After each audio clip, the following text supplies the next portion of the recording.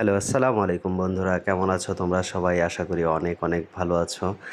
আমরা শুক্রবার ছুটির দিনে ঘুরতে গিয়েছিলাম ঈশ্বরদীর গ্রিন সিটিতে, যেখানে আমাদের রূপপুর পারমাণবিক বিদ্যুৎ কেন্দ্র অবস্থিত। সেখানে রাশিয়ানদের বসবাস এবং পাবনা হার্ডিঞ্জ ব্রিজে আমরা রাজশাহীর চারঘাট থানা থেকে আমরা ৩ জন মিলে রওনা হয়েছি। আমরা ৩ কলিগ। আমরা ৩ জন একই সঙ্গে চাকরি করি। আমি, জাহিদ ভাই এবং মিত্র দাদা ৩ জন মিলেই রওনা হলাম একটা বাইকে। কারণ রাস্তা অনেক বড়, বেশি বাইক নিলে ঝামেলা, যার কারণে একটা বাইকেই ৩ জন রওনা হলাম। আস্তে আস্তে আস্তে আস্তে যাচ্ছি। আমাদের সাথেই থাকো, দেখতে থাকো পুরো ভ্রমণ।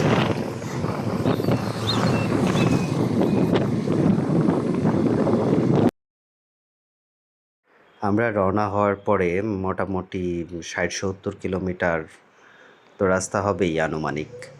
আমরা এখন লালপুরে আছি, লালপুর পার হচ্ছি। শুক্রবার ছুটির দিন হয়, রাস্তায় ভালোই জ্যাম, আর রাস্তাটাও অনেক ভালো। শুধু চারঘাট এবং বাঘার রাস্তাটা অনেক খারাপ। রাস্তার কাজ চলছে বহুদিন ধরে, কাজ শেষ হচ্ছে না। আমরা ইতিমধ্যে ঈশ্বরদী একটি বাজারে আছি, চা খাওয়ার জন্য বিরতি নিলাম।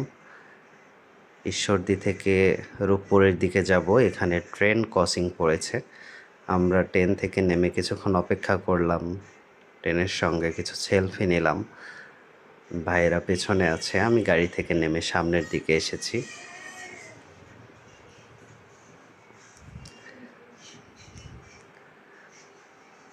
আবারও রওনা হলাম আমরা।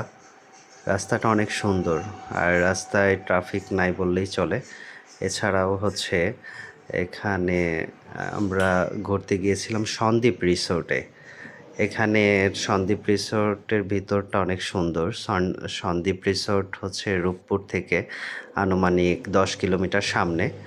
এখানে হচ্ছে জনপ্রতি প্রবেশ মূল্য মাত্র 100 টাকা করে, এবং আমরা ঘুরে টুরে আবার চলে যাচ্ছি রূপপুর পারমাণবিক বিদ্যুৎ কেন্দ্রের ওইদিকে। এবং এটা হচ্ছে রূপপুর পাওয়ার প্ল্যান্টের অপোজিটে। যারা বাঙালি শ্রমিক আছে তাদের বাইক।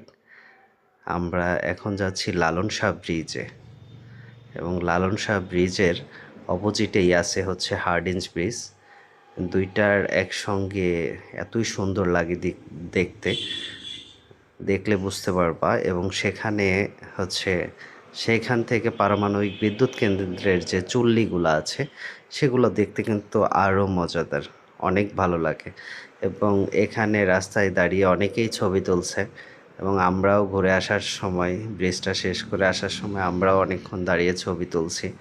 এই দেখো আমার পিছনে দেখা যাচ্ছে পারমাণবিক বিদ্যুৎ কেন্দ্রের 3টা চুল্লি, এবং এখানে 4টা চুল্লি আছে।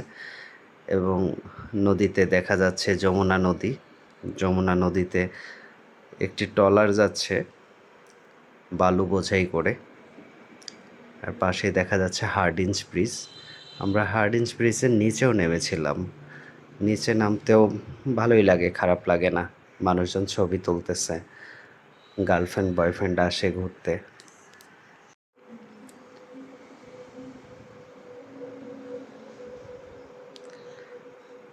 আমাদেরও খুব মজা হয়েছে, কারণ রাস্তাটাও অনেক সুন্দর এবং দুপুরবেলা, যার কারণে আমরা হার্ডিঞ্জ ব্রিজ পুরোটা ঘুরলাম। ঘুরে বিকেলবেলা চলে আসলাম ঈশ্বরদীর গ্রিন সিটির সামনে যে বাজারটা। কারণ এই সময়টাই হচ্ছে এই রূপপুর পারমাণবিক বিদ্যুৎ কেন্দ্রের যেই ফরেনাররা, রাশিয়ানরা আছে, তাদের ছুটি হয়, এবং এই বাজারটা পুরোটা একদম জমজমাট হয়ে যায়। দেখে বোঝার উপায় নাই যে এটা কি আসলে বাংলাদেশের কোথাও নাকি রাশিয়াতে, কারণ প্রত্যেকটা দোকানের সাইনবোর্ডেও কিন্তু রাশিয়ান ভাষায় লেখা থাকে। এবং রাশিয়ান ছেলে এবং মেয়েদের যে চলাফেরা দেখলেই বোঝা যায় যে অন্যরকম ব্যাপার স্যাপার। আমাদের দাদা ওইখানে দাঁড়িয়ে থেকে রাশিয়ান মেয়েদেরকে দেখতেছে, তার খুব ভালো লাগতেছে।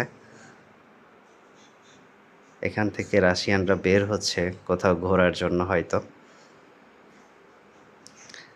তো থাকো আমাদের সঙ্গে, উপভোগ করতে থাকো।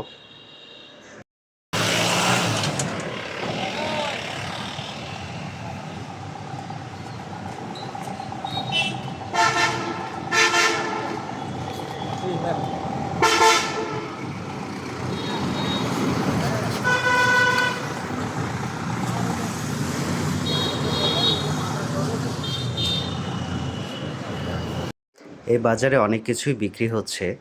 তার মধ্যে এই যে ছোট হাতি এটার দাম চাচ্ছে ১৫০০ টাকা আর বড় হাতিটার দাম চাচ্ছে ৩৫০০ টাকা।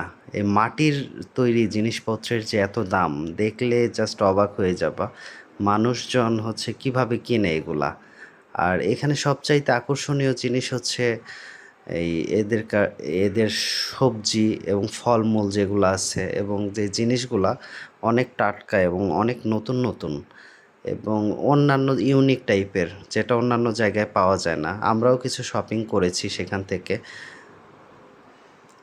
এবং জিনিসপত্রের দাম অনেক বেশি। তারা হচ্ছে বিদেশিদের কাছে যেমন দাম চায় বাঙালিদের কাছেও মোটামুটি তেমন দাম চায়। কিন্তু যদি বাঙালি হয় তাহলে অবশ্যই দাম দর করে নিতে হবে। আর এতক্ষণ আমাদের সঙ্গে থেকে কেমন লাগলো, ভিডিওটা কেমন লাগলো অবশ্যই জানাতে ভুলবেন না। আর ভালো লাগলে ভিডিওটা শেয়ার করতে ভুলবেন না। Thank you.